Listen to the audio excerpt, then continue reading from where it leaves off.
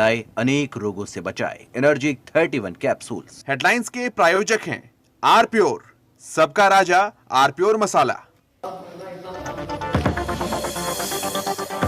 अभिनेत्री कंगना रनौत ने महाराष्ट्र के राज्यपाल भगत कोश्यारी से की मुलाकात। कहा, राजनीति से मेरा कोई लेना देना नहीं, उम्मीद है मुझे जल्द न्याय मिलेगा। इस कार्यक्रम के प्रायोजक हैं iSwadeshi.com।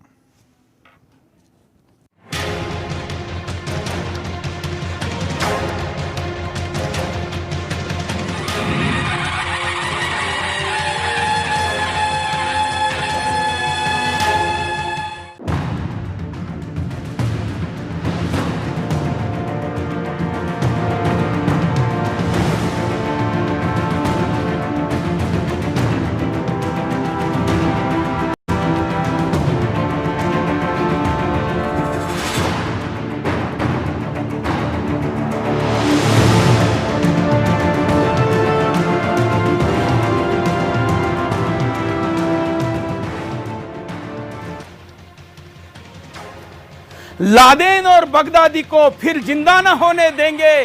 राणा शिवा का गौरव ऐसे ही खोने न देंगे। भारत के नौकरशाही में जिहाद नहीं चलने देंगे। अपने ही देश के आस्तीन में नाग नहीं पलने देंगे। गजवा हिंद का सपना उनके साथ ही जाएगा। यूपीएस से चुनकर आने वाला सिर्फ राष्ट्रभक्त ही आएगा। आज ये संकल्प के साथ हम आपके सामने इस कविता के साथ बिंदास बोल की शुरुआत कर रहे हैं। मित्रों, लगातार आज तीसरा दिन है मैं आपके सामने बिंदास बोल में कैसे यूपीएससी के द्वारा और देश के तमाम परीक्षाओं के द्वारा जिहाद करने वाले, जिहाद का नारा देने वाले फाउंडेशन कैसे अपना जातीय धर्मवाद फैला रहे हैं, इसका खुलासा कराऊं। इनके लिंक कहां जुड़े हैं, क्या इरादे हैं, तमाम बातें लेकर आ रहा हूं सबूतों के साथ। परिणाम यह है कि इस शो के शुरू होने के पहले ही इस पर प्रश्न उठाने वाले लोगों चुप्पी है, मुंह पर ताला है, बोल नहीं रहे हैं, शब्द नहीं सूझ रहे हैं, साफ सुन गया है। क्योंकि उनको लग रहा है कि अरे कुछ तो मूर्ख थे जो कि भीड़ के पीछे मेरे खिलाफ चल गए, और कुछ शातिर थे जिनको पता था कि क्या खुलासा होने वाला है। और इसलिए ये 3 दिन होने के बाद भी कोई भी चर्चा के लिए सामने नहीं आया है। ज़कात फाउंडेशन को हमने चर्चा में बुलाया था, आज भी उनके लिए हमने कुर्सी खाली छोड़ी है। हमारी गाड़ी ओबी वैन उनके यहाँ पर खड़ी है, लेकिन चर्चा के लिए तैयार नहीं है। हमने मीडिएटर डाल के भी देखा, लेकिन अभी भी आने के लिए तैयार नहीं है। खैर, हम आगे बढ़ते। आज बहुत महत्वपूर्ण बात है, ज़कात फाउंडेशन को मिलने वाले विदेशी फंड और खास करके उन फंड के साथ जुड़े विदेशी आतंकवादी और संस्थाओं का खुलासा कल आपके सामने हमने किया था। आज हम आपको बता रहे हैं हिंदुस्तान के आईएएस आईपीएस बनाने वाला ज़कात कितना जहरीला है, उसका जहर कितना घातक है। हिंदुस्तान के तंत्र पर कब्जे की प्रेजेंटेशन वो सीधे सीधे देता है, और वो प्रेजेंटेशन आज मेरे हाथ लगी है। मैं आपके सामने बता रहा हूं, जो हिंदुस्तान के सिस्टम पर कब्जे की बात कही जा रही है, वो मैंने नहीं, इन्होंने कही है। कब कही है, किस तारीख को कही है, कहां कही है, कौन से प्रेजेंटेशन में कही है, कौन कौन उसमें था, आपको पता है। हमने तो इस कोरोना के षड्यंत्र को भी पूरे सबूतों के साथ खुलासा किया था, जिसकी काट आज तक बिल गेट्स भी नहीं निकाल पाया। आज मैं हिंदुस्तान में बड़ा षड्यंत्र करने वाला वो प्रेजेंटेशन दिखा रहा हूं, जो हिंदुस्तान के तंत्र में 30 वर्षों में, केवल 30 वर्षों में पूरा कब्जे का प्लान बता रहा है। ना केवल ब्यूरोक्रेसी में, बल्कि हिंदुस्तान की संसद में, लोकसभा में, राज्यसभा, सब कुछ पूरा। चलिए पहले मुद्दा देखते हैं।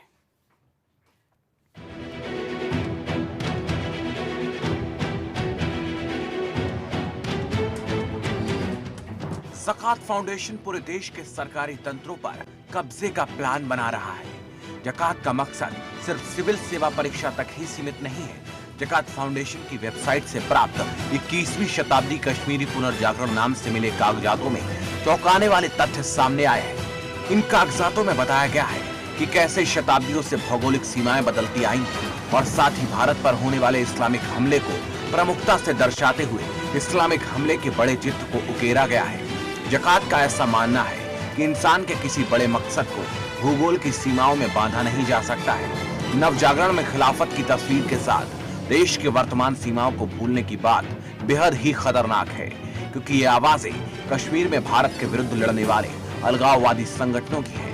और इन्हीं में से एक लेख इस्लामिक विश्वविद्यालय विज्ञान व तकनीक के नाम से लिखा गया है, जिसमें कहा गया कि तुम डॉक्टर, इंजीनियर, चार्टर्ड अकाउंटेंट, अध्यापक और कंप्यूटर एक्सपर्ट बन सकते हो, मगर इन सब के ऊपर एक सिविल सर्विस का अधिकारी बैठा है। जब हमारे लड़के और लड़कियां शिक्षा और कानून मंत्रालय में बैठे होंगे, तभी अलीगढ़ मुस्लिम विश्वविद्यालय और जामिया मिलिया इस्लामिया का अल्पसंख्यक दर्जा कोई नहीं छीन सकेगा। जब हमारे लड़के लड़कियां जिला अधिकारी होंगे, तब अन्याय नहीं हो सकेगा। जब हमारे लड़के लड़कियां पुलिस अधिकारी होंगे, तब कोई भी मासूम को गिरफ्तार नहीं कर सकेगा। जकात सभी जगह अपने धर्म और समुदाय के लोगों को बैठाना चाहता है, और इसके साथ साथ जकात देश के सबसे बड़े सरकारी ऑफिस को कब्जा करने की योजना बना रहा है। जकात चाहता है कि सरकारी आदेश उसके लड़के लड़कियों के हाथों से पास किया जाए। जकात की साजिश भरी सोच से स्पष्ट हो जाता है कि जकात अब पूरे देश के सरकारी तंत्र पर कब्जे का प्लान बना रहा है, और ऐसे में अगर जकात को नहीं रोका गया तो ये राष्ट्र और समाज के लिए बेहद खतरनाक साबित होगा। ये दावा कैसे किया जा रहा है और इनमें शब्द कैसे चुने गए हैं, बहुत महत्वपूर्ण है। हिंदुस्तानियों, आपको आज के इस स्लाइड को देखना होगा। कैसे, कहां पर क्या किया गया, आप डर जाएंगे देखकर और सोचेंगे कि क्या इतने वर्षों का, दशकों का, शतकों का प्लान करने वाले लोग इस देश में हैं? क्या ऐसा दूसरे समुदाय के पास लीडरशिप है जिसके पास किसी वर्षों के रोड मैप के साथ कहीं पर प्रेजेंटेशन देने के लिए कोई प्लान बना हो? नहीं है, लेकिन इनके पास है। देश के पूर्व प्रधानमंत्री मनमोहन सिंह के ओएसडी रहे व्यक्ति किस जगह पर, कौन सी यूनिवर्सिटी में पीपीटी प्रेजेंटेशन देते हैं और उस प्रेजेंटेशन को कैसे हम तक आ गया है, और आज आप उसको देखेंगे तो आपकी आंखें खुल जाएगी। उस प्रेजेंटेशन की एक स्लाइड से मैं शुरुआत करता हूं। यह स्लाइड आपके स्क्रीन पर देखिए, क्या कहती है। यह है, for the next 35 years these hobbies can be yours। ये क्या है, ये साउथ ब्लॉक है, और ये जो स्लाइड नंबर है वो 112 है। zakatindia.org, zakatindia.org के इस प्रेजेंटेशन पर, जो कि इस मिनट भी उनके वेबसाइट पर है, मैं वीडियो भी दिखाऊंगा, आप भी अभी जाकर अपने यहां पर उसको देख सकते हैं। ये क्या कहता है, अगले 35 वर्षों में ये ऑफिस तुम्हारा होगा। किसका? कौन तुम्हारा? कौन? जो आज वहां पर है तुम्हारे नहीं है क्या? तमाम मीडिया वालों, आंखें खोल के देख लो, वहां बैठा आज कौन है? तुम्हारा नहीं है, पाकिस्तानी है। वहां बैठा तालिबानी है, वहां बैठा किसी दूसरे देश का नागरिक है। यूअर्स मतलब कौन? जो अभी बैठे हो, आवर्स नहीं है। कौन यूअर्स?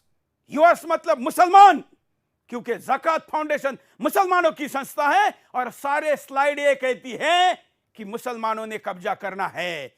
चेहरे के साथ, पहनावे के साथ, जीवित व्यक्ति को रिप्लेस करने के फोटो के साथ दिया हुआ यह प्रेजेंटेशन अवंतिका में दिया हुआ है, कश्मीर के यूनिवर्सिटी में दिया हुआ यह प्रेजेंटेशन। क्या साल, जरा साल भी बताते हैं। प्रेजेंटेशन पर क्या साल है जरा दिखाइए। मैं आपके सामने प्रेजेंटेशन ही दिखाता हूं।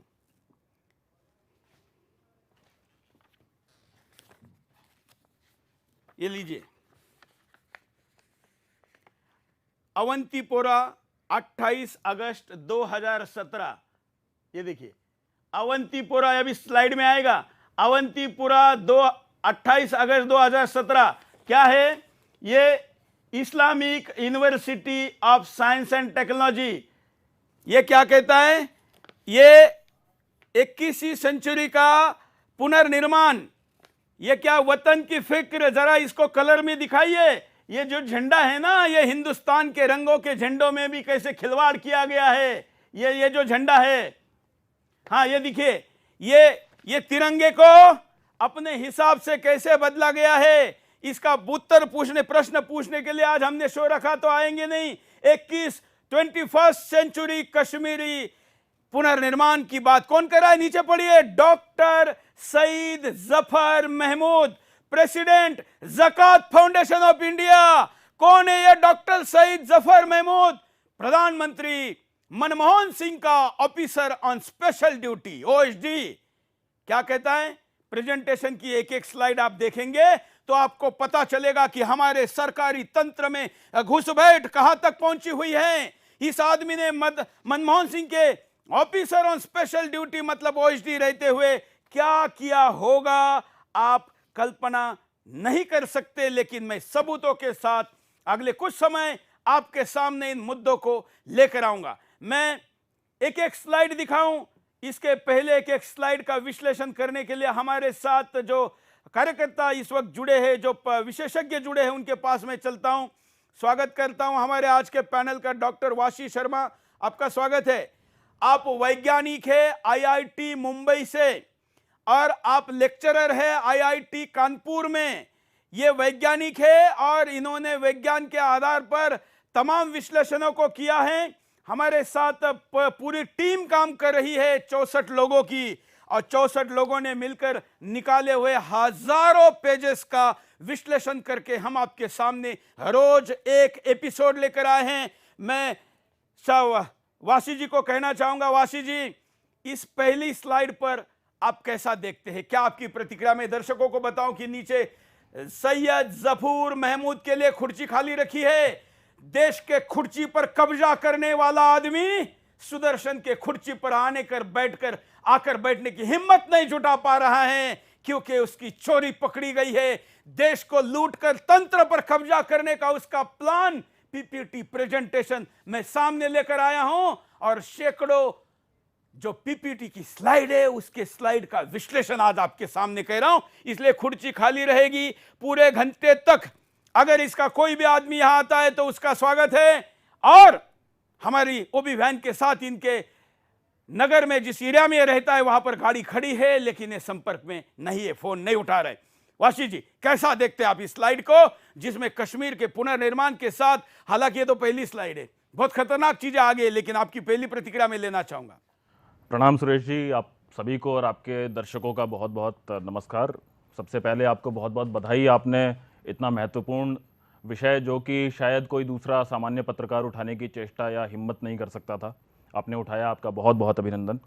देखिए पहली स्लाइड में ही आपको मैं 3 चीज़ों के ऊपर आपका ध्यान दिलाना चाहूँगा। पहला है, ये बात कर रहे हैं इस्लामिक यूनिवर्सिटी के अंदर खड़े होके। इसका अर्थ ये है कि वो भी कश्मीर के अंदर। इसका अर्थ ये, आप इसकी तुलना ऐसे कीजिए, यदि भारत के अंदर कोई हिंदुत्व यूनिवर्सिटी चालू हो जाए और उसमें कोई हिंदू जाके ये बोले कि हम ऐसा कुछ हिंदू राष्ट्र बनाने वाले हैं, ये उसका कुछ पैरेलल निकल के आता है। अगर ऐसा हुआ होता तो ये सारे के सारे लिबरल जो हैं या ये लेफ्ट वाले जो हैं, ये जो जिहादी मानसिकता वाले लोग हैं, ये अभी तक सड़कों पे नाच रहे होते। अभी दूसरी चीज़ मैं आपको बताना चाहता हूँ, ये जो 21st सेंचुरी कश्मीर रेनेसां, इसका अर्थ है कि ये कश्मीर का पुनर्जागरण, जैसे कि कश्मीर को इस समय सोया हुआ है। इसका एक अर्थ ये है कि कश्मीर जो है इस समय किसी बेड़ियों में है। और ये जो शब्द प्रयोग किया जाता है कि जब कोई बहुत दास्ता में बहुत समय से रहता है और उसको आज़ादी चाहिए होती है, जैसे कि आप अभी आगे भी दिखाने वाले हैं, जैसे मुझे पता है कि इसमें आप दिखाएंगे कि किस प्रकार से इसमें खिलाफत की बातें जो आतंकवादी लोग बात करते हैं, एक एक करके लेते हैं। अब अगली स्लाइड दिखाइए, क्या कहता है? एक एक स्लाइड फुल स्क्रीन दिखाते हैं, फिर उसके ऊपर चर्चा करते हैं। अगली स्लाइड है, ये कहता है in this photo you should sit on the right side. मतलब क्या है? यू शुड मतलब कौन है? अरे यहां तो सारे फोटो में बुरखा वाली, टोपी वाला, दाढ़ी वाला, फिर टोपी वाला, इसका मतलब अदर साइड में बैठा हुआ व्यक्ति कौन है? ये यूअर नहीं है, ये यू नहीं है। कौन है? कौन है भाई बताओ, जवाब दो। इनकी वकालत करने वाले गद्दारों, जवाब दो। ये यू में तुम क्यों नहीं आते? इस यू में सूरज चौहान के क्यों नहीं आता? इस यू से कौन गायब है? और आज जो वहां पर है वो हिंदुस्तान का हिस्सा है क्या नहीं है? क्यों बिठाना है? और वो कौन? मुसलमान। पूरे प्रेजेंटेशन में मुसलमानों को उस्काने का काम किया गया है। ना केवल उस्काने का, बल्कि योजनाबद्ध तरीके से कौन कहां कैसे कब बैठ सकता है उसके लिए किस संस्था का निर्माण करना है, वो संस्था क्या काम करेगी, किसको अप्रोच करेगी, भारत के कौन सी व्यवस्था पर प्रश्न उठाएगी, उस प्रश्न उठाने के बाद दूसरा ऑर्गेनाइजेशन वहां पर क्या जाएगा, इकोसिस्टम क्या चिल्लाएगा और उसके बाद उसका परिणाम क्या होगा। 30 साल में पूरा कब्जे का प्लान का पीपीटी प्रेजेंटेशन, ये जरा फुल स्क्रीन दिखाइए, इसका स्लाइड नंबर क्या है, 118 नंबर की स्लाइड है।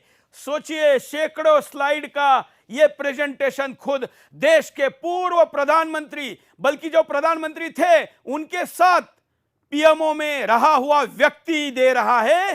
तो सोचिए, वो भी कश्मीर के बारे में मुझे कहने की जरूरत नहीं है, और इस फोटो का विश्लेषण भी जरूरी है। वाशी जी। सुरेश जी, इस फोटो में आप एक बात देखेंगे, ये एक शायद ये सिटिंग ऑफिसर है। हाँ। उसके फोटो को लेके इन्होंने ऐसे बोला है कि इस आदमी को यहां नहीं होना चाहिए, इस जगह पे हमारे मतलब इस्लामिक आदमी को होना चाहिए। मैं ये आईपीएस एसोसिएशन और ये जो आईआरएस एसोसिएशन जिन्होंने आपके ऊपर इन्होंने बड़े फतवेबाजी लगाई है, उन्होंने ट्विटर के ऊपर लिखा है कि आपने बड़ी ऐसे कर दिया वैसे कर दिया, मैं उनसे पूछना चाहता हूं कि एक सिटिंग ऑफिसर की फोटो को इस तरह से लेके क्या ये कोई साजिश नहीं है कि एक सिटिंग आदमी को एसोसिएशन में थोड़ा सा भी दम है, मर्दानगी बची हुई है, तो मैं कहता हूं कि आपके एक ऑफिसर को उठाकर वहां पर यूं, मतलब ये टोपी बुरखे वाले को बैठने का फोटो का प्रेजेंटेशन देने वाला प्रधानमंत्री के ओएसडी के ऊपर ट्वीट करने की हिम्मत दिखाइए, तो मैं मानूंगा कि आईपीएस एसोसिएशन में कोई मर्द भी है। अरे, अपने जय श्री राम लिखने वाले आईपीएस को अनफॉलो करने वाले या ब्लॉक करने वाला आईपीएस एसोसिएशन का ट्विटर ये इसका जवाब नहीं देगा, मुझे पता है, लेकिन मैं ललकारना चाहता हूं, या तो स्वीकार करो कि मेरा गलत विरोध किया, या स्वीकार करो कि ये गद्दार नमक हरामी कर रहे हैं, और इसका उत्तर आपको देना है। देखते हैं कि कितनी देशभक्ति है आईपीएस एसोसिएशन में जो इस पर खुलकर कब बोलती है। मैं सारे सबूत देने को तैयार हूं। यह एक फोटो भी पर्याप्त है, वाशी जी, एक फोटो भी पर्याप्त है, इस पर भी बात हो सकती है, लेकिन देखते हैं, 2 दिन और देते हैं, उसके बाद आईपीएस एसोसिएशन का भी मेरे पास कुछ है, वो भी मैं लेकर आऊंगा। लेकिन अगला फोटो देखते हैं, अगली स्लाइड देखते हैं।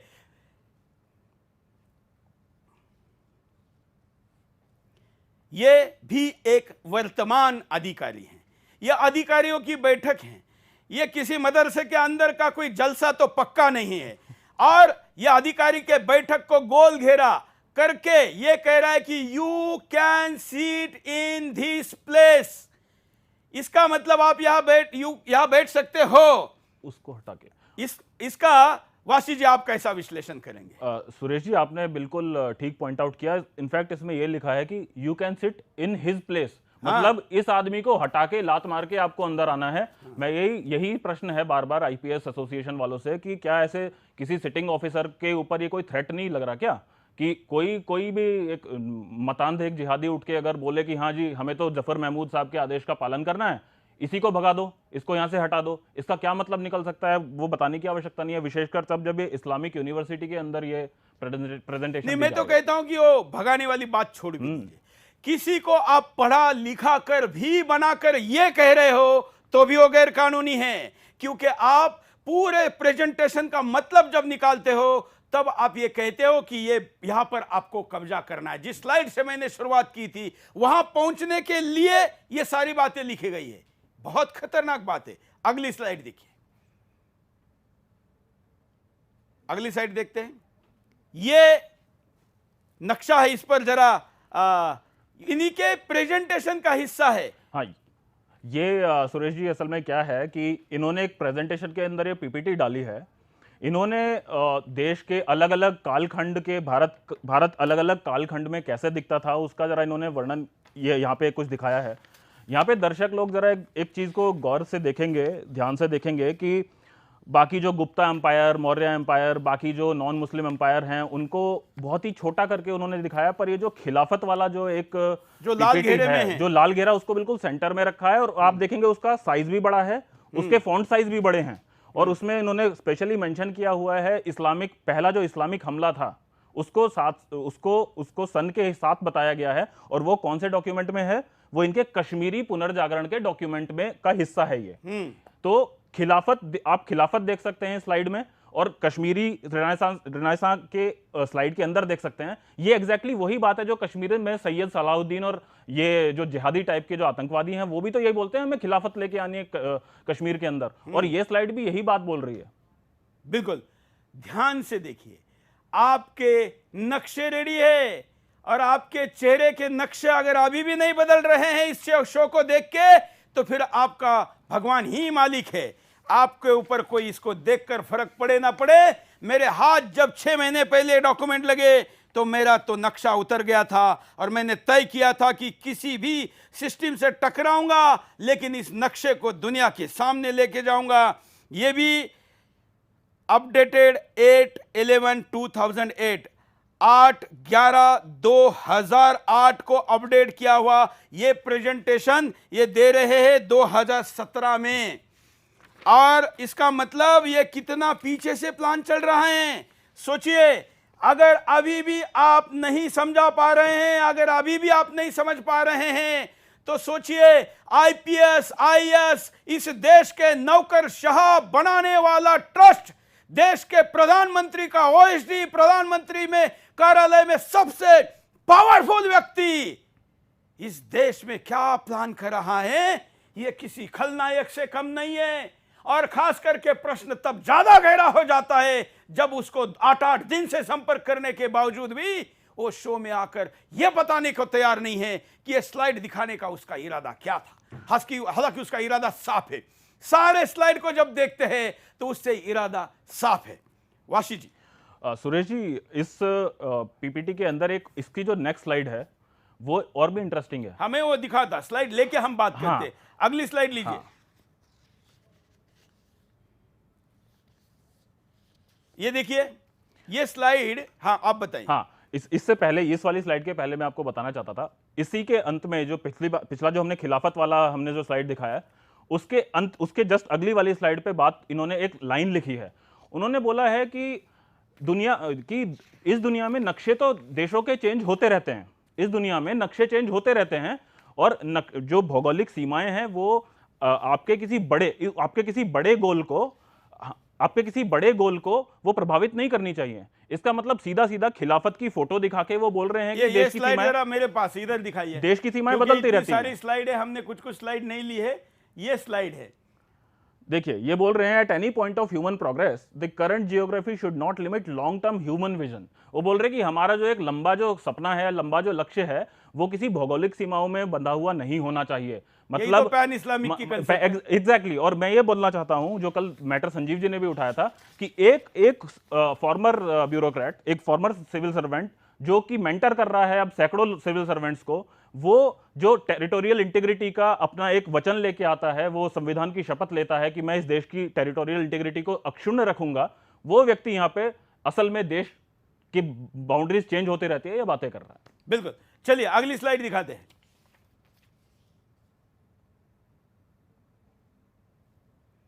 इसके बाद, हाँ, ये बहुत महत्वपूर्ण है। पुनः एक ऐसा शब्द, our boys and girls should sign the order issued by the government.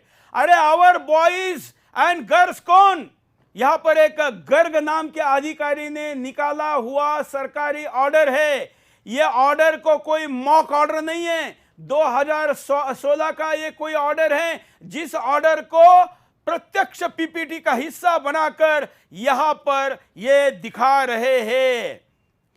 मैं पूछना चाहता हूं इस देश से, तमाम लिब्रांडो से, अरे आवर बॉयज एंड गर्ल्स कौन हैं?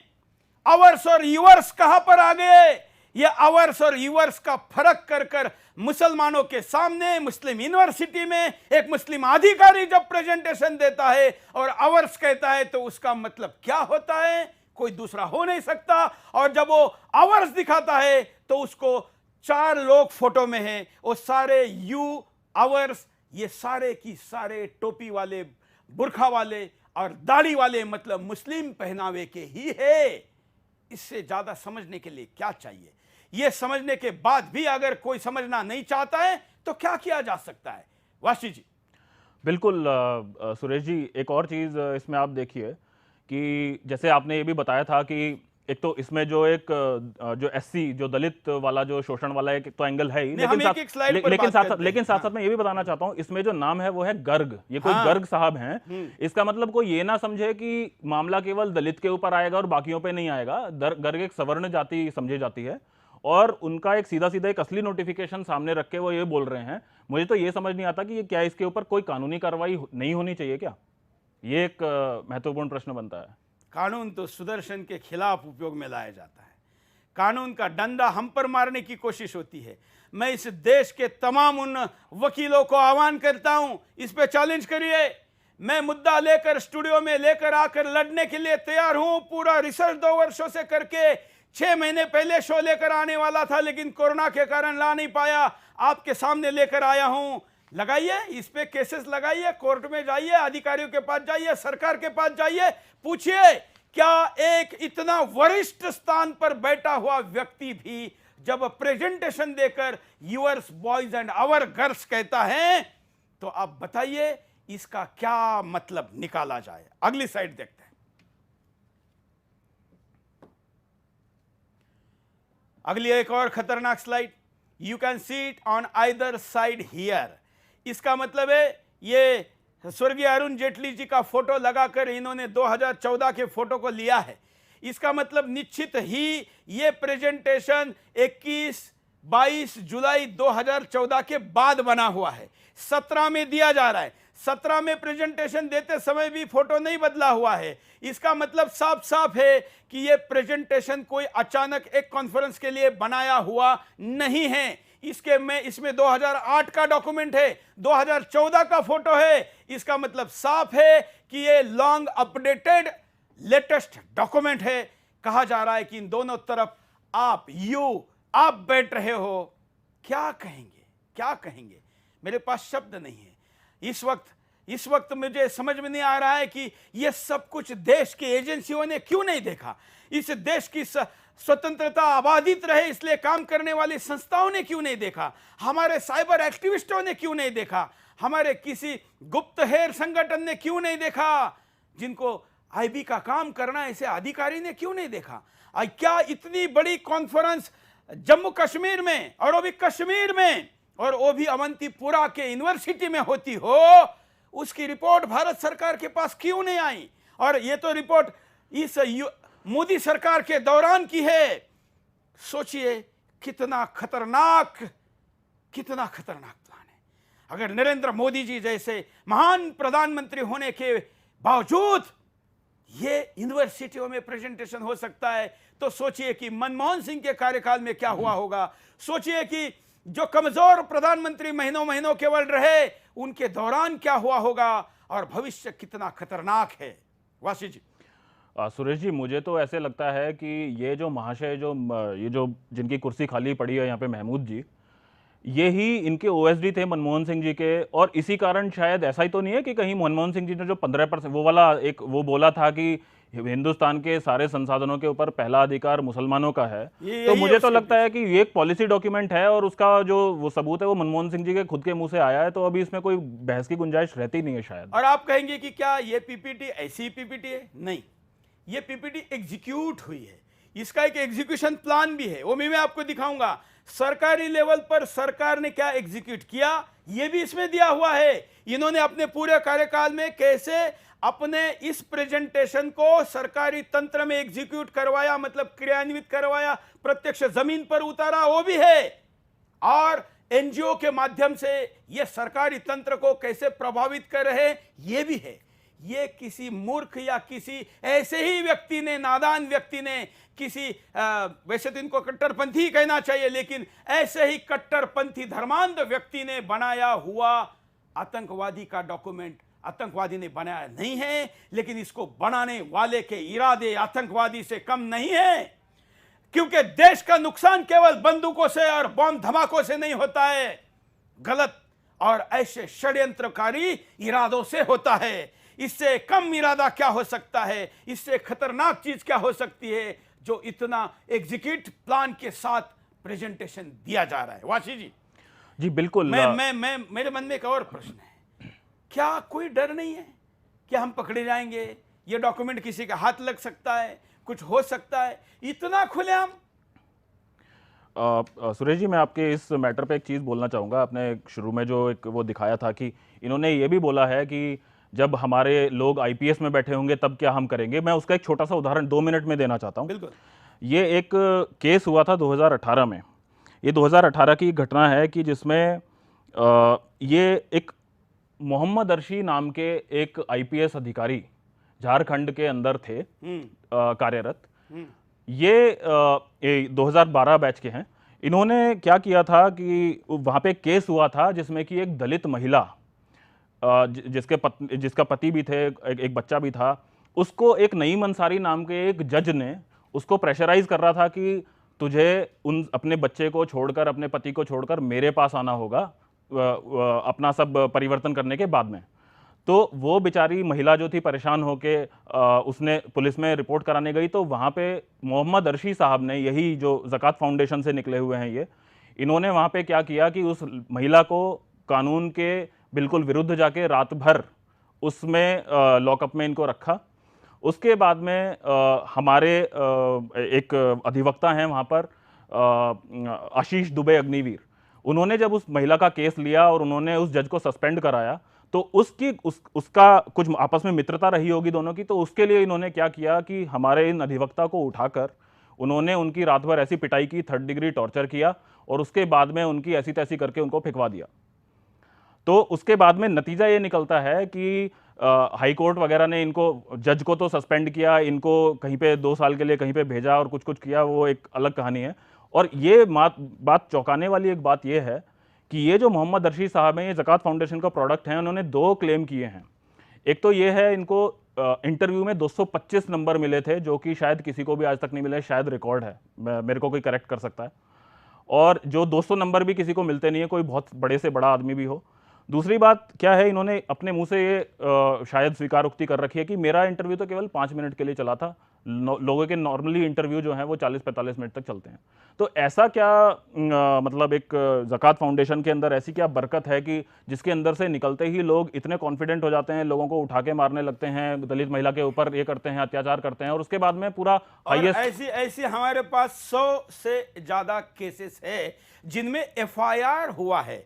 ये ऐसी घटना नहीं बता रहे, यहां से निकला हुआ प्रोडक्ट के एफआईआर के साथ व्यवहार के सबूत का 100 का आंकड़ा। 100 इसलिए रखा है कि आंकड़ा सब्सटेंशियल होना चाहिए, और ज्यादा चाहिए तो भी हम देने को तैयार है। उदाहरण ऐसे ही नहीं दिया जा रहा। अगली स्लाइड की तरफ चलते हैं। प्रेजेंटेशन स्लाइड, पावर पॉइंट, वाह क्या पावर का पॉइंट लेकर आए हैं। अब ये देखिए, our girls and boys can sit in the HRD and law ministries and retain AMU, मतलब अलीगढ़ मुस्लिम university and Jamia Millia minority characters, मतलब उनका जो स्टेटस है, ये सरकार, मोदी सरकार के कुछ लोगों ने इसको बदलने की मांग की थी। लेकिन अगर हम इस तरीके से अधिकारियों को बनाएंगे, उनको IAS IPS बनाकर सरकारी तंत्र में डालेंगे, तो वो लोग HRD मिनिस्ट्री में जाकर बैठेंगे और वो हमारे यूनिवर्सिटी का जो स्टेटस है उसको बदलने नहीं देंगे। हर जगह पर लोगों, हर जगह पर अपना नाम, हर जगह पर अपना झंडा और अपनी एजेंडे को साफ साफ बताने वाला ये प्रेजेंटेशन का अगला स्लाइड आपके सामने।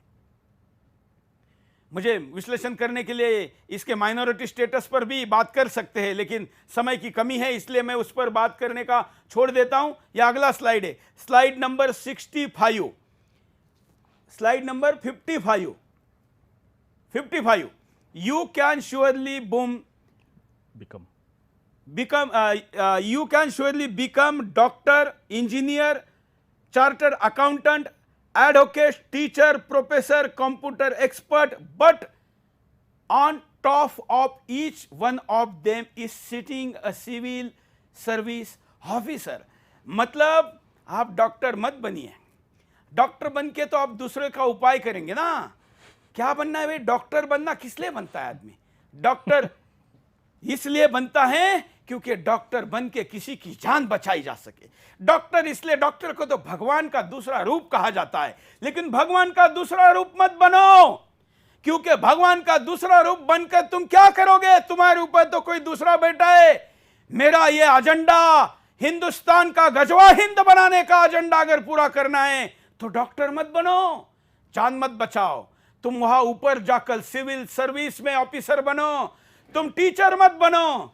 टीचर भी तो गुरु है, भगवान का दूसरा रूप है, लेकिन तुम टीचर मत बनो। किसी के जीवन को अच्छी दिशा में मत लेके जाओ। तुम लोगों को साक्षर मत करो, तुम लोगों को अच्छा नागरिक मत बनाओ।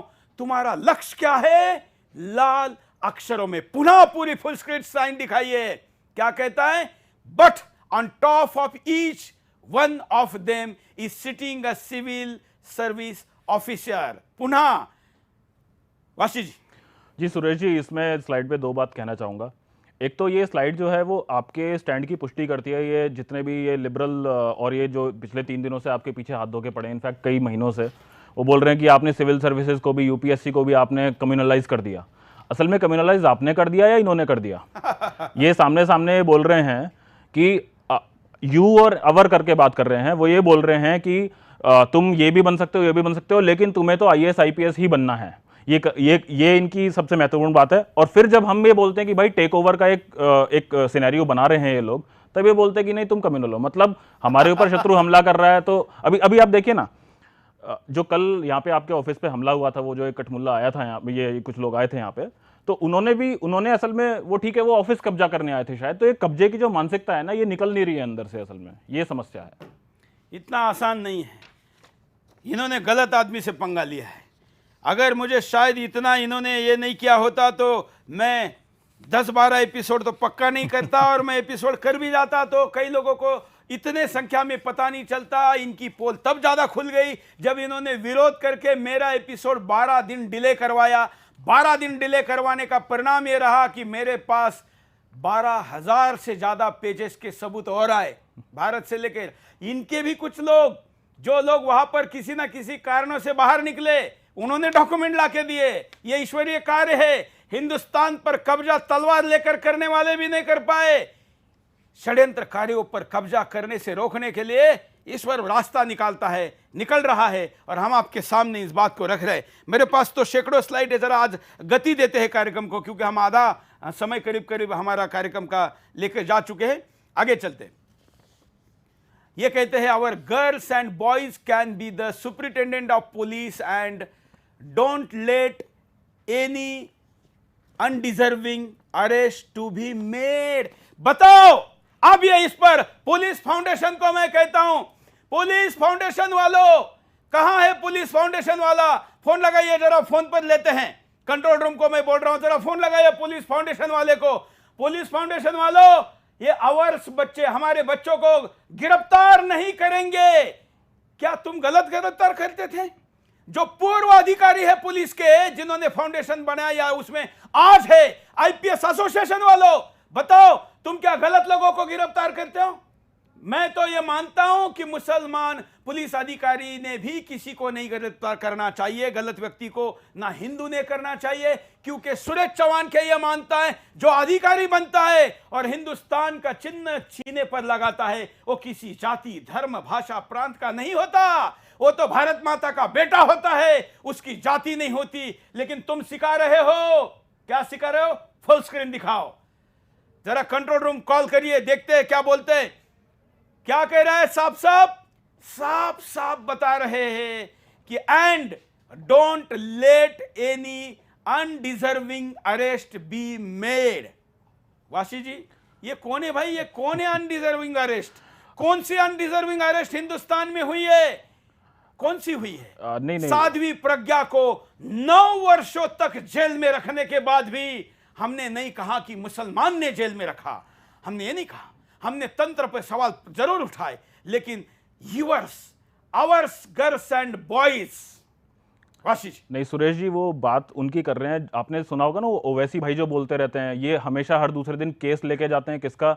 या ये जितने भी इंटेलेक्चुअल है, याकूब मेनन को फांसी मत दो, इनके लिए मासूम का अर्थ ये है कि जो यहाँ पे कहीं बम फोड़ता हुआ पकड़ा जाता है, जो कहीं जिहाद करता हुआ पकड़ा जाता है, जो यहाँ पे कुछ लोगों को मारता हुआ पकड़ा जाता है इस्लाम के नाम पे, वो शायद इनके लिए वो मासूम वाला चीज़ है। इसीलिए सारे के सारे उनके लिए लेटर लिखते हैं, रात को 12 बजे उनकी कोर्ट खुलवाते हैं।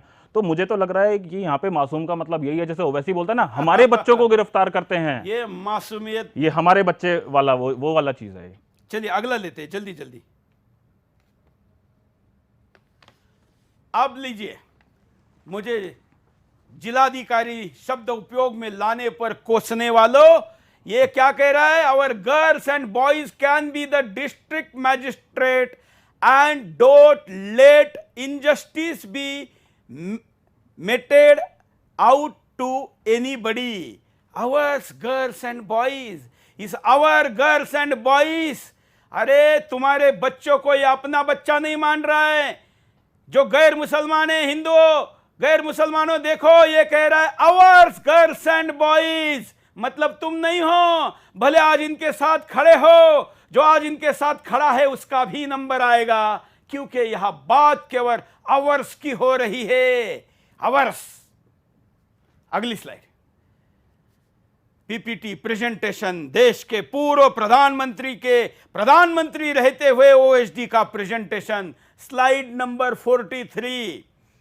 यह है Zakat foundation of India sent notice to Maharashtra state election commissioner. ये इस पे हम थोड़ा बाद में जाते हैं, हम पहले थोड़ा राष्ट्रीय सुरक्षा के वाले मुद्दे पर ही रहते हैं। मैं तो एससी एसटी भाइयों को कैसे राजनीति से ये लोग दौड़ा रहे हैं, कैसे निकाल रहे हैं, दलित नेताओं के साथ एक कार्यक्रम करूंगा, इस पे नहीं चलते हैं, जरा दूसरे मुद्दे पर चलते हैं। हम आज दलित भाइयों के शोषण के ऊपर बात नहीं करते, हम आज बात करते हैं केवल और केवल उन लोगों पर जिन लोगों ने इस पूरे तंत्र के द्वारा, एक समानांतर नई व्यवस्था के द्वारा इस पर कब्जा करने का प्लान किया हुआ है। जरा वीडियो दिखाइए ज़कात फाउंडेशन ऑफ इंडिया के वेबसाइट का। ये ज़कात फाउंडेशन ऑफ इंडिया, गूगल पर जाइए और वहां पर आप कश्मीर, ये जिस कार्यक्रम का नाम मैंने डाला वो डालिए, गूगल सर्च करिए, उसके बाद आपके स्क्रीन पर ये खुलेगा। ये खुलने के बाद इस लिंक पर आप जाइए, वहां पर क्लिक करने के बाद ये पूरा प्रेजेंटेशन खुल जाएगा जो इनके वेबसाइट का हिस्सा है। ऊपर जरा ब्राउजर में देखिए, zakatindia.org, इमेज 3/21 आप ये यूआरएल गूगल पर जाकर आपको मिलेगी। ये डॉक्यूमेंट आज भी इनके आर्काइव में हैं। आर्काइव क्रैक नहीं हो सकती ऐसा समझने वालों, हमने ये क्रैक कर भी निकाला है, और अभी भी कई ब्राउजर्स में और कई सर्वर में ये होने के कारण आपको भी बड़े आसानी से खुल के मिल सकती है। नहीं मिलती है तो हमको पूछो, अब मैं इसको भारत सरकार को दूंगा, एजेंसियों को दूंगा, पूछूंगा कि ये क्या है। एक सोशल मीडिया की पोस्ट डालने पर गिरफ्तार करने वालों, एक पूर्व नौकरशाह आज एक फाउंडेशन चलाने वाला और इस देश में एक फैक्ट्री लगाने वाला एसआईएफपीएस की प्रेजेंटेशन दे रहा है, सबूतों के साथ है। इसका मोबाइल लोकेशन इस यूनिवर्सिटी में आपको मिल जाएगा, सीसीटीवी फुटेज मिल जाएगा, एयर ट्रैवल का टिकट मिल जाएगा, सब कुछ मिल जाएगा, सब कुछ है, सब कुछ है। कच्चा खेल नहीं खेल रहे हैं, पूरे सबूतों के साथ आपके सामने है। ये आप करके देखिए ना, आप शो देखते, क्योंकि ये शो कोई इंटरटेनमेंट का शो नहीं है, जान हथेली पर लेकर ये शो हो रहा है, चैनल दांव पर लगा है। कल नोटिस आकर कोर्ट में क्या होगा, कितना महंगा वकील मेरे खिलाफ लगाकर क्या कार्रवाई होगी, उसकी चिंता मैंने नहीं की है। इसलिए क्योंकि इस देश को गुलाम बनाने से रोका जा सके, केवल इसलिए कि इस तंत्र को किसी ने हाईजैक करने से रोका जा सके। इसलिए इसको टीवी शो के तौर पर मत देखिए, इसको कोई एक न्यूज चैनल के डिबेट के तौर पर मत देखिए। यह हिंदुस्तान को कब्जा करने वाले लोगों का भंडा फोड़ का चैलेंज है मित्रों, जान भी जा सकती है, और उसको देने के लिए तैयार हूं। चुपचाप बैठकर अगर इस शो को देखकर भूल जाओगे तो फिर मेरा यह प्रयास व्यर्थ हो जाएगा। मैं चाहता हूं इस प्रयासों के ऊपर चर्चा हो, इन सबूतों पर काम हो, सरकार एक्शन करे, सीबीआई की इंक्वायरी बिठाए, एनआईए इस पर जांच करे। हमारे देश के कोर्ट, कई कोर्ट आज शो को देख रहे, मैं जानता हूं, या यूट्यूब भेजिए, जजेस साहब को इसकी लिंक भेजिए और कहिए कि सो मोटो लीजिए ना। हम देखना चाहते इस देश की न्याय व्यवस्था ऐसे मुद्दों पर कितना सो मोटो लेती है। या कहीं पर दंगाइयों के फोटो लगाए गए लखनऊ में, इसलिए सरकार को सो मोटो एक्शन लेकर नोटिस भेजने वाले जज साहब इतना बड़ा सबूत के बाद भी चुप्पी बैठेंगे तो फिर तो न्याय व्यवस्था के ऊपर का विश्वास मिट जाएगा ना। अगर हम नहीं बोलेंगे तो कौन बोलेगा? भाई हमें भी तो पूरा कर्जा, सुदर्शन का पूरा कर्जा हम भर देंगे, लेकिन शो मत करो। सबूत है ना। हम नहीं रुके, जान की धमकी दी फिर भी नहीं रुके। तो क्या ये केवल हमारा अकेले का दायित्व है? या लड़ाई अकेले की नहीं है, ये लड़ाई सबकी है, लेकिन क्षति केवल मेरी हो सकती है। उसके बावजूद ये ला रहा हूं, तो आप भी काम करिए। सुदर्शन के दर्शकों का इतिहास है और इतिहास लंबा है, यश का इतिहास है, सहभागिता का इतिहास है, और इसलिए ये सब कुछ में आप काम करिए। ये मजाक, जोक तमाम फॉरवर्ड करने के बजाय ये करिए, कॉल करिए। मुझे लोग पूछते हैं कि सुरेश जी हम क्या कर सकते हैं? तमाम संगठन के देश विदेश से फोन आ रहे हैं। मैं कहता हूं कि शो की लिंक दीजिए, कहिए देखे, फोन करिए, देखा क्या नहीं, देखने के बाद क्या लगा, अरे कुछ गंभीर बात है तो करो ना, कुछ करो। चुप बैठोगे, केवल सरकार के हाथ पे छोड़ देंगे। ये मैं नहीं कहता कि कोई भी सरकार इस चीज पर चुप बैठेगी, लेकिन सरकार के सामने चीजें जाएं, सरकार के सामने प्राथमिकता के साथ इसको रखा जाए, गंभीरता के साथ रखा जाए, ज्यादा लोग मांग करें तभी तो बात बनेगी ना। मैं जानता हूं सुदर्शन के कार्यक्रम को, सुदर्शन चैनल को कई जगह पर केबल वालों ने बंद करवा दिया है, कई जगह पर इंटरनेट सर्विस प्रोवाइडर ने ब्लॉक करवा दिया है, इसलिए क्योंकि सुदर्शन वहां पर देखा जाएगा तो यह मुद्दा जाएगा। लेकिन ये एक न्यूक्लियर की चिंगारी है, यह आग की चिंगारी है। मुझे बहुत बड़ी कोई आग लगाने की जरूरत नहीं है या सत्य को जलाने के लिए, मैंने तो चिंगारी जलाई है। मैं जानता हूं कि ये लोगों तक जाएगी। सुदर्शन का मोबाइल का ऐप अपने मोबाइल में डाउनलोड करिए, उसको शेयर करिए, लोगों को बताइए, क्योंकि उस पर जाकर भी इसको डिरेट करने का, इसकी रेटिंग डाउन करने का प्रयास हो रहा है, जिससे कि इसको ज्यादा लोग ना देखे, ना डाउनलोड करे। ये बात साझा करिए, बताइए। अभी भी चुप बैठे तो इससे बड़ा पाप नहीं होगा। वाशी जी। सुरेश जी, बिल्कुल आपने बहुत ही ज़बरदस्त बात बोली, और मैं इसमें एक चीज़ ऐड करना चाहता हूँ। मुझे तो लगता है कि ये जो 15 मिनट वाले जो मनमोहन सिंह जी हैं, और ये मतलब मिनट वाले नहीं, मतलब ये जो सबसे पहला अधिकार मुसलमानों का है, मुझे लगता है इसका इम्प्लीमेंट 15 मिनट वाले में और 15% कोई अंतर नहीं है। अधिकार वाले में खास फर्क नहीं और है। दूसरी बात है, मुझे तो लगता है ये इस पूरे इसकी चीज का जो आप आज दिखा रहे हो, इसका इम्प्लीमेंटेशन शायद पिछले 10 साल में शायद चालू हो गया था। उसका मैं आपको एक चीज बताता हूँ। हम लोग एक अग्निवीर नाम का एक संगठन चलाते हैं। उसमें क्या है, जो हिंदू बच्चियों को ये बहला फुसला के या इनको अपहरण करके जो लेके जाते हैं, तो कई बार ऐसा होता है कि कुछ एक विशेष जब पुलिस वालों के सामने जब हमारा केस जाता है, तो वो उसको डाउन प्ले करने की कोशिश करते हैं। वो बोलते हैं कि नहीं नहीं, लड़की तो अपनी मर्जी से भगी है, अपने प्यार में भगी है, ऐसा हुआ वैसा, मतलब माइनर लड़की का केस है। माइनर लड़की का तो कोई आप प्रेम प्रसंग भी नहीं बोल सकते, वो तो सीधा सीधा एब्डक्शन का केस है कानून के हिसाब से। लेकिन हमारे कार्यकर्ताओं को सीधा सीधा बोल दिया जाता है, नहीं वो लड़की आ जाएगी अपने आप, तुम चिंता मत करो। लगभग अभी समझ में आ रहा है कि ऐसा क्यों हो रहा है।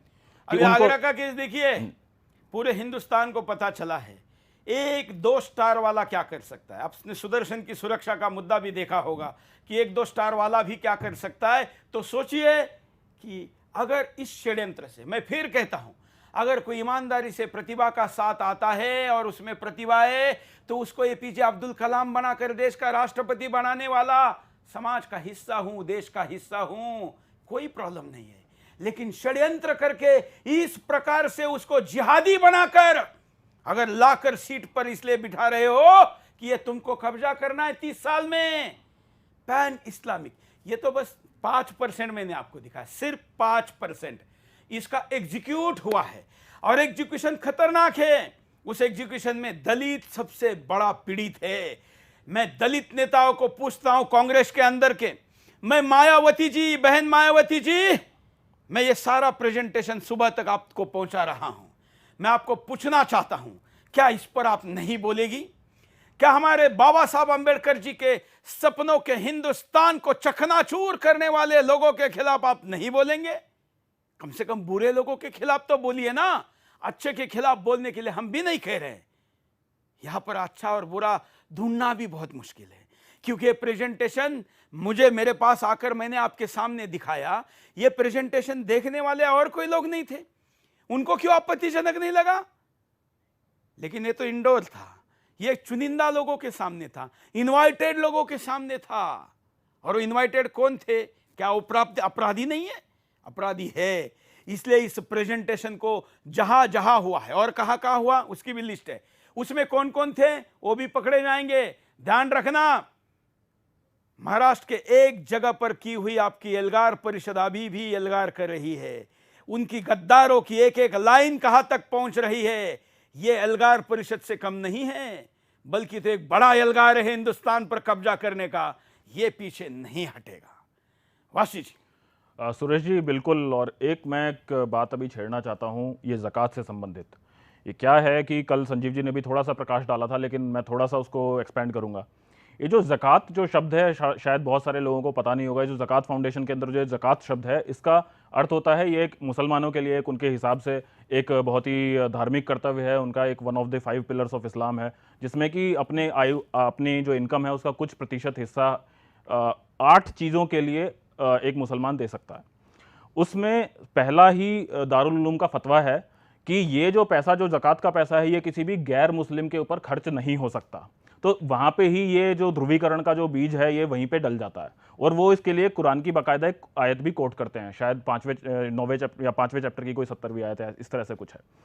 उसके बाद क्या होता है, ये जो प्रकार हैं, इसमें जो 2 मुख्य प्रकार जो हमारे सभी लोगों को जानना आवश्यक है, उसमें से एक प्रकार है कि ज़कात का पैसा वहाँ पर खर्च हो सकता है कि जब आपको पता हो कि कोई आदमी इस्लाम के आगोश में आने वाला है, इस्लाम उसको लुभाने वाला हो सकता है, तो पोटेंशियल कन्वर्ट के लिए। तो बेसिकली ज़कात का पैसा इस्तेमाल होता है नॉन मुस्लिम के कन्वर्जन में, या जो नया मुसलमान बना हो उसके लिए। आप ये चीज़ गूगल कर सकते हैं, तफसीर जलालैन पढ़ सकते हैं कुरान की किताब की। उसके बाद में जो एक सबसे भयानक जो चीज़, जो उसमें 7वें नंबर का जो एक पॉइंट है, उसमें ये बोला जाता है कि ये जो ज़कात का पैसा है, ये जिहाद करने के लिए, अल्लाह के रास्ते पे लड़ने के लिए प्रयोग होगा। और उसमें बताया है अल्लाह का जो ये जिहाद है, 3 प्रकार से हो सकता है। पेन के द्वारा हो सकता है, वाणी के द्वारा हो सकता है, और तलवार के द्वारा हो सकता है। तो मुझे लग रहा है ये पेन वाला जिहाद चल रहा है, और बाकी इनके संबंध पता नहीं कहाँ पे है। मुझे तो लगता है इंटेलिजेंस एजेंसीज को, हमारी भारत सरकार को आपके शो के बाद में अब बिल्कुल फैसला कर लेना चाहिए कि इन सारे के सारे लोगों की एक बहुत निष्पक्ष जांच हो और दूध का दूध पानी का पानी किया जाए। बिल्कुल मित्रों, मैंने आपके सामने ये जो शो लाया है, इस शो में अभी तक दिखाया गया कंटेंट, पूरे षड्यंत्र के डॉक्यूमेंट जो मेरे पास है, उसका 1% के, या आज का पकड़ के 1.25% से ज्यादा अभी मैं नहीं पहुंचा हूं। मैं रोज रात 8 बजे आकर आपके सामने ये सारा खुलासा करता जाऊंगा, बहुत लंबा चलूंगा। ये लाने में मैं रोज यहां तक आ पाऊं, इसको रोकने के तमाम प्रयास हो चुके हैं, लेकिन अगर किसी कारणों से आ भी नहीं पाऊं तो ये 3 एपिसोड भी इस पूरे सिस्टम को नंगा करने के लिए पर्याप्त है। इसको लेकर भी आप अगर सड़क पर उतरेंगे तो भी आप एक सत्य तक पहुंच सकते हैं, और वो सत्य यह है कि इस देश पर कब्जे का पूरा minute to minute road map, वर्षों के साथ, मैन पावर के रिसोर्सेस के साथ, और एक पैन इस्लामिक एजेंडे के तहत दूसरे देशों का सहारा लेकर, पैसा लेकर, वो भी सरकारी तंत्र से भी लेकर और गैर सरकारी तंत्र से भी लेकर, क्या किया जा रहा है ये रखा गया है। मैं तो आऊंगा ही। मैं ईश्वर से प्रार्थना करता हूं कि ये पूरी सीरीज पूरी होने तक तो कम से कम ईश्वर हमारी रक्षा करे, सुदर्शन की करे, हमारे साथ काम करने वाले तमाम टीम की करे, क्योंकि सरकारें तो रक्षा करने के लिए किस दबाव में है मुझे पता नहीं है। मुझे यह भी पता चला है कि कुछ IAS IPS लोगों ने सरकार को कहा है कि इस वक्त सुरेश चौहान की सुरक्षा अगर बढ़ाएंगे तो हमारे समाज के लोगों पर उसका गलत असर जाएगा, इसलिए सुरक्षा नहीं बढ़ानी चाहिए। तो मुझे कई हिंदू संगठनों ने, राष्ट्रवादी विचारों के दूसरे संगठनों ने आकर सुरक्षा मुहैया कराई है। वो खुद दिन रात जाग रहे हैं, खड़े हैं गेट पर, आपने देखा होगा उस दिन भी, आज भी। लेकिन मैं इसलिए केवल बता रहा हूं कि रोज आपके सामने लेकर आना है, आपके सामने रखना है। यह सब कुछ केवल एक शो के तौर पर नहीं, एक अभियान इस देश को बचाने के लिए रखना है, ये ध्यान रखिए। और इसलिए इस मुद्दे को सुनने के बाद रात को 11 बजे, कई लोग तो रात को 11 बजे फिर देख रहे हैं, सवेरे 8:30 बजे ये शो फिर आता है, सोशल मीडिया पर है। डाउनलोड करके वीडियो आपके सिस्टम में रखिए, क्योंकि पता नहीं कि हमारा यूट्यूब चैनल भी कब मारा जाएगा, लेकिन ये वीडियो आपके पास होना चाहिए, इसके क्लिप्स होने चाहिए, इसके फैक्ट्स होने चाहिए। मैं रोज जब शो करता हूं तो सारे डॉक्यूमेंट किस वेबसाइट पर कहाँ हैं ये भी बताता हूं, उसको डाउनलोड करिए। कई चीज़ें हटाई गई है लेकिन आर्काइव में है, इसलिए archive.org पर जाकर भी आप इनको डाउनलोड करा सकते हैं। इस देश में इस वक्त कई लोग सरकार अपने काम पर नहीं जा रहे, खाली है, कई लोग बेरोजगारी का भी कारण बता रहे, तो कम से कम आपकी बेरोजगारी राष्ट्र की रक्षा के लिए एक रिसर्च का काम करेगी, तो भी आप बहुत कुछ निकाल पाएंगे। अगर हम इतना निकाल सकते हैं तो इस देश का हर व्यक्ति अगर खोजने पे लगेगा तो गद्दारी की जड़ों को उखाड़ सकेगा। और इसलिए ये काम मैं आपको देकर जाता हूं। वाशी जी, आपने समय निकाला, इसके लिए मैं आपका आभारी हूं। और मैं सैयद में खाली कुर्सी दिखाई है, क्योंकि शो के आखिर तक हमने कुर्सी नहीं हिलाई है। वैसे अभी तुमको जड़ों से उखाड़ देंगे, लेकिन तुमको पक्ष रखने के लिए मौका तब तक देते रहेंगे कि कोई ये ना कहे कि अपना पक्ष रखे बगैर आपने शो किया था। सैयद जफर महमूद, कल फिर मिलेंगे। आज यहीं पर रुकते हैं। आज के लिए इतना ही। मैं वाशी जी आपका धन्यवाद करता हूं। मित्रों, पूरी टीम लगी है देश विदेश से हमारे साथ, उन सबका धन्यवाद। वाशी जी आपका भी धन्यवाद। दर्शकों, आप सबका धन्यवाद। आज के लिए इतना ही। जय हिंद।